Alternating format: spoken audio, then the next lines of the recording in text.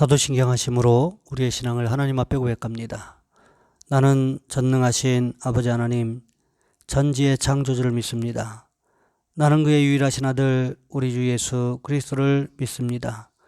그는 성령으로 잉태되어 동정녀 마리아에게서 나시고 본디오 빌라도에게 고난을 받아 십자가에 못 박혀 죽으시고 장사된 지 사흘 만에 죽은 자 가운데서 다시 살아나셨으며 하늘에 오르시어 전능하신 아버지 하나님 우편에 앉아 계시다가 거기로부터 살아있는 자와 죽은 자를 심판하러 오십니다. 나는 성령을 믿으며 거룩한 공교회와 성도의 교제와 죄를 용서받는 것과 몸의 부활과 영생을 믿습니다. 아멘. 찬송가 242장입니다. 황무지가 장미꽃같이 피는 것을 볼 때에 구속함에 노래 부르며 거룩한 길 다니리.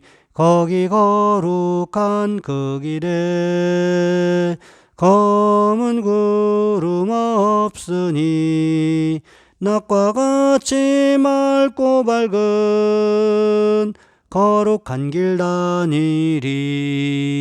하나님의 아름다움과 그의 영광 볼 때에 모든 괴로움 잊어버리고 거룩한 길 다니리. 거기 거룩한 그 길에 검은 구름 없으니 낮과 같이 맑고 밝은 거룩한 길 다니리. 마른 땅에 샘물 터지고 사막에 물 흐를 때 기쁨으로 찬송 부르며 거룩한 길 다니리. 거기 거룩한 그 길에 검은 구름 없으니 낮과 같이 맑고 밝은 거룩한 길 다니리. 거기 악한 짐승 없으니 두려울 것 없겠네. 평안함과 즐거움으로 거룩한 길 다니리. 거기 거룩한 그 길에 검은 구름 없으니 낮과 같이 맑고 밝은 거룩한 길 다니리. 거기 죄인 전혀 없으니 거룩한 자뿐이라. 주님 주신 면류관 쓰고 거룩한 길 다니리. 거기 거룩한 그 길에 검은 구름 없으니 낮과 같이 맑고 밝은 거룩한 길 다니리. 아멘. 오늘 말씀 요한복음 5장에서 보겠습니다. 요한복음 5장 19절로 29절까지 말씀입니다. 제가 가진 성경으로는 신약성경 150쪽에 있습니다. 제가 봉독해 드립니다. 그러므로 예수께서 그들에게 이르시되 내가 진실로 진실로 너희에게 이르노니 아들이 아버지께서 하시는 일을 보지 않고는 아무것도 스스로 할 수 없나니 아버지께서 행하시는 그것을 아들도 그와 같이 행하느니라. 아버지께서 아들을 사랑하사 자기가 행하시는 것을 다 아들에게 보이시고 또 그보다 더 큰 일을 보이사 너희로 놀랍게 여기게 하시리라. 아버지께서 죽은 자들을 일으켜 살리심같이 아들도 자기가 원하는 자들을 살리느니라. 아버지께서 아무도 심판하지 아니하시고 심판을 다 아들에게 맡기셨으니 이는 모든 사람으로 아버지를 공경하는 것 같이 아들을 공경하게 하려 하심이라. 아들을 공경하지 아니하는 자는 그를 보내신 아버지도 공경하지 아니하느니라. 내가 진실로 진실로 너희에게 이르노니 내 말을 듣고 또 나 보내신 이를 믿는 자는 영생을 얻었고 심판에 이르지 아니하나니 사망에서 생명으로 옮겼느니라. 진실로 진실로 너희에게 이르노니 죽은 자들이 하나님의 아들의 음성을 들을 때가 오나니 곧 이때라. 듣는 자는 살아나리라. 아버지께서 자기 속에 생명이 있음같이 아들에게도 생명을 주어 그 속에 있게 하셨고 또 인자됨으로 말미암아 심판하는 권한을 주셨느니라. 이를 놀랍게 여기지 말라. 무덤 속에 있는 자가 다 그의 음성을 들을 때가 오나니 선한 일을 행한 자는 생명의 부활로 악한 일을 행한 자는 심판의 부활로 나오리라. 아멘. 오늘 본문의 말씀을 가지고 예수님의 증거라는 제목으로 함께 말씀을 살펴보겠습니다. 레나 마리아라고 하는 스웨덴의 복음성가 가수가 있습니다. 그녀는 두 팔이 없고요. 왼쪽 다리도 30cm 정도만 자라 있고요. 오른쪽 다리만 정상인 중증 장애인입니다. 그녀가 가스펠 싱어로 세계 여러 도시로 복음을 전파하고 있습니다. 한 번은 학교에 갔다 온 레나의 얼굴이 시무룩하기에 엄마가 조심스럽게 물었습니다. 레나야, 표정이 좋지 않구나. 엄마, 난 왜 친구가 없는 거죠? 엄마는 레나를 무릎에 앉히고 꼭 안아주면서 대답해 주었습니다. 친구가 없기는. 늘 레나를 지켜주는 친구가 있는걸? 누구죠? 깜짝 놀라 돌아보는 레나에게 말해 주었습니다. 예수님이시지. 늘 레나와 함께 계시고 레나를 지켜주신단다. 어느 날 음악을 가르치는 선생님이 레나에게 말했습니다. 노래는 목이 아니라 마음으로 부르는 거야. 그렇지 않은 노래는 생명이 없어. 오늘은 그만해야 되겠구나. 선생님이 나가신 후 레나는 얼굴을 무릎에 파묻고 울었습니다. 너무 괴로웠기 때문이지요. 미치도록 외로웠습니다. 담은 잎 사이로 신음소리와 함께 눈물이 배어나왔습니다. 외로워하는 마음으로는 아름다운 노래를 부를 수 없다면 어떻게 해야 되나. 그때 전화벨이 울립니다. 겨우 눈물을 닦고 발로 수화기를 들었더니 여보세요 하며 따뜻한 목소리가 들려왔습니다. 레나지요? 저는 당신을 위해 기도하는 사람이에요. 주님이 저에게 당신에게 전화하라는 마음을 주셨어요. 힘들고 외로울 때 당신을 위해 기도하는 사람이 많다는 것을 기억하세요. 레나 마리아는 그 전화를 받고 고백했습니다. 그랬습니다. 하나님이 함께 계셨습니다. 내 눈물도 하나님이 닦아주고 계셨습니다. 그리고 레나는 다시 일어났습니다. 레나 마리아는 말했습니다. 누군가 나에게 예수님이 부활하셨고 지금도 살아계시다는 증거를 대보라 하면 나는 나의 약한 육신과 날마다 주님을 찬양하는 나의 입술을 당당하게 보여줄 거예요.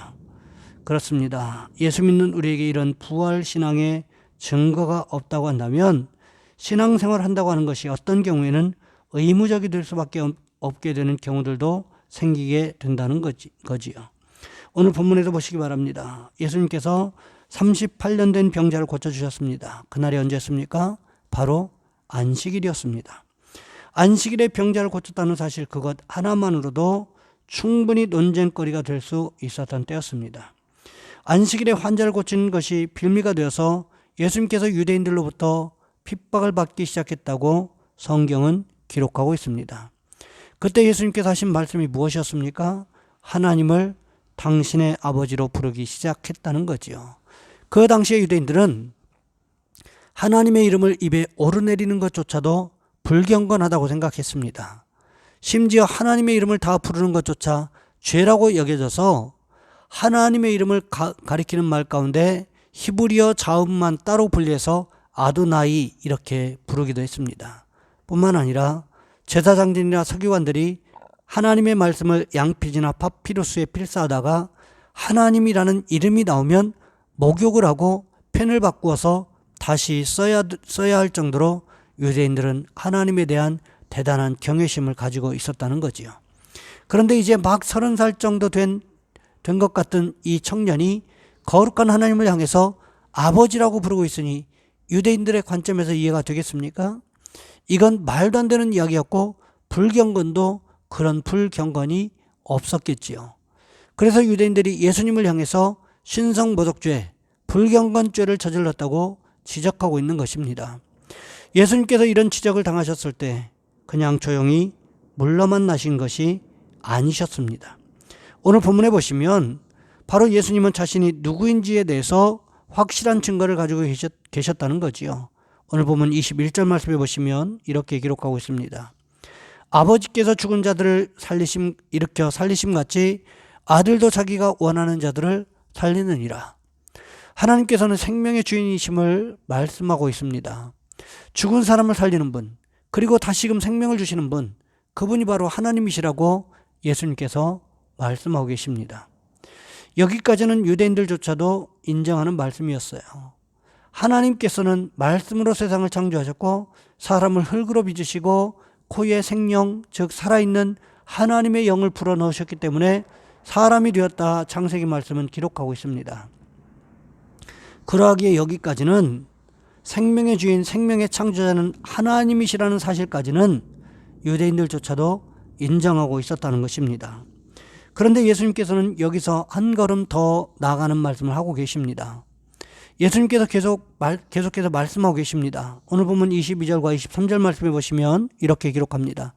아버지께서 아무도 심판하지 아니하시고 심판을 다 아들에게 맡기셨으니 이는 모든 사람으로 아버지를 공경하는 것 같이 아들을 공경하게 하려 하심이라. 아들을 공경하지 아니하는 자는 그를 보내신 아버지도 공경하지 아니하느니라. 예수님께서는 하나님의 대리자로 이 땅에 오셨다는 거지요. 그러하기에 자신을 존경하고 따라야 한다는 것입니다. 자신을 존경하지 않는 것은 자신을 이 땅에 보내신 하나님을 존경하지 않는 것과 마찬가지라고 말씀하고 계시는 것입니다. 유대인들의 입장에서 보면 자신이 하나님의 아들이라고 말한 것조차도 용서받지 못할 터인데 거기서 한 걸음 더 나아가서 자신을 하나님처럼 존경하라고 이야기하는 것, 이것이 용납이 되겠습니까?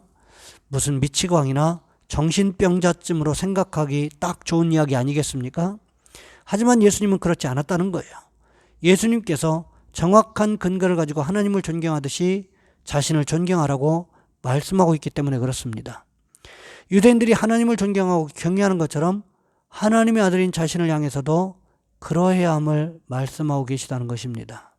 그렇다면 주님은 자신이 하나님과 같이 경외의 대상임을 왜 말씀하시는 것일까요? 거기에는 이유가 있습니다. 본문 24절 말씀부터 27절까지 말씀해 보시면 이렇게 기록합니다. 내가 진실로 진실로 너희에게 이르노니 내 말을 듣고 또 나 보내신 이를 믿는 자는 영생을 얻었고 심판에 이르지 아니하나니 사망에서 생명으로 옮겼느니라. 진실로 진실로 너희에게 이르노니 죽은 자들이 하나님의 아들의 음성을 들을 때가 오나니 곧 이때라. 듣는 자는 살아나리라. 아버지께서 자기 속에 생명이 있음같이 아들에게도 생명을 주어 그 속에 있게 하셨고 또 인자됨으로 말미암아 심판하는 권한을 주셨느니라. 여러분 아마 법정 드라마나 영화를 보셔서 잘 알고 계실 텐데 재판장을 향하여 변호사나 검사가 변론을 진행할 때 가장 먼저 하는 말이 무엇입니까? 존경하는 재판장님, 이렇게 시작하지요. 재판장이 원래부터 존경스러운 인격을 가지고 있기 때문에 그렇습니까? 물론 그런 경우도 있지요. 하지만 그렇지 않은 경우들도 많이 있다는 것입니다. 그럼에도 불구하고 하나같이 존경하는 재판장님, 이렇게 하면서 변론을 시작하는 것은 재판장이라는 한 가지 이유 때문이었습니다. 사람들 사이에서 재판장, 즉 판사가 존경을 받는 이유는 재판, 즉 심판의 문제를 결정하고 어떻게 시행할 것인지에 대해서 권한을 가지고 있기 때문에 그렇습니다. 그런데 오늘 본문에 보시면 하나님께서 이런 권한을 누구에게 주셨다고 말씀하고 계십니까? 그 권한을 예수님께 주셨다는 거예요. 죄를 다스릴 수 있는 권한, 이 엄청난 권한을 하나님께서 예수님께 주셨다는 거지요. 우리 인생에 이런 명판결을 내리실 수 있는 분, 그분이 바로 우리 주님 예수님이시라는 거지요. 이런 지혜와 권한을 하나님께서 주셨다는 것입니다. 오늘 본문에도 보시기 바랍니다. 예수님께서 정확한 근거를 가지고 유대인들에게 증거를 들이밀었을 때에 유대인들은 아무 말도 할 수 없었다라는 거지요. 그러기에 우리도 주님께서 주시는 그런 증거를 가지고 살아가는 축복이 있으시기를 주님의 이름으로 부탁을 드립니다. 이 시간 우리 한 목소리 함께 기도합니다. 하나님, 우리도 말씀의 증거를 가지고 살아가게 도와주옵소서. 말씀 따라 살아갈 수 있는 우리 성도들 되게 도와주옵소서. 또 우리 교회가 선교하고 있는 선교사님과 또 교회들을 위해서 이 시간 우리 주여 한번 간절히 부르신 후에 한 목소리 함께 기도합니다. 주여, 사랑의 하나님, 우리를 도와주시기를 원합니다.